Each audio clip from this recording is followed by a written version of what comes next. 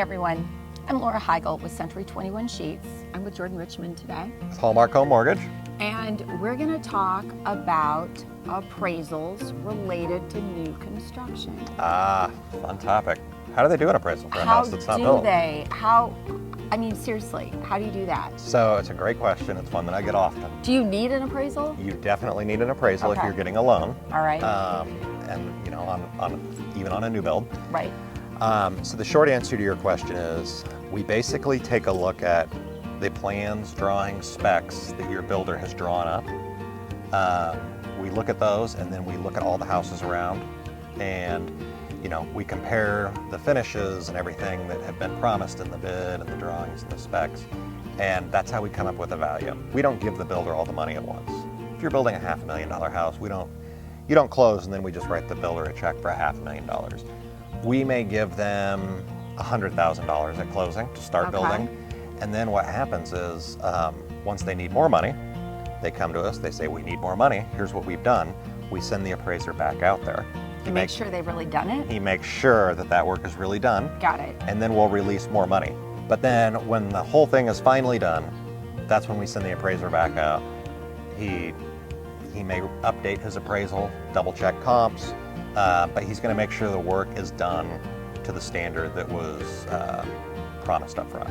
And then at that point we convert it to a permanent loan, and no more draws, you just start making your payments from there. So the nice thing is this really is a protection factor for people with their build. Mm-hmm. Because to your point, $500,000, if that's your price point, just handing it to someone with no guarantees with what you're going to get, I mean, as we'd say at my house, what can go wrong with this? Yeah, I mean, who would run away with $500,000? I can't imagine. It's happened. Right. So, and on that note, there's other things. We approve builders. We look at even if the builder doesn't run away with the money. I haven't heard of that happening. In a while. In a while, we'll say. Right.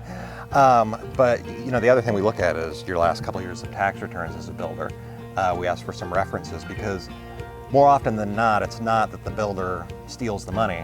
It's that he poorly manages it. Yeah, they poorly manage it, and then they close their doors, and who's going to finish building your house that you now have a $500,000 loan on? And the other part of the protection is you don't want to overbuild for your neighborhood, right? So we look at what you're going to build and we compare it to the homes around it, and if the value isn't there to support the cost, then we've got to find some alternatives. So you don't want to be for appraisal purposes too, the $500,000 house with everyone else at $300,000, Exactly. for instance. Really what people should do if they're thinking about this, they should call us. Give me a call.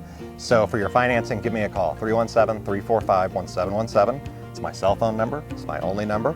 Shoot me an email, jordan@mortgageswithjordan.com, and we'll set up a time to talk through your different options and what you want to go through. Once we get you kind of pre-approved, then I get to send you over to Laura. And we're going to go find some land, if that's what you want to do. Or we're going to have a conversation about builders and what that looks like. So this is a fun process.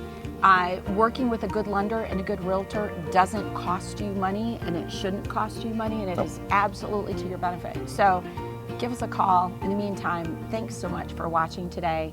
I'm Laura Heigl with Century 21 Scheetz, your key to the finest homes.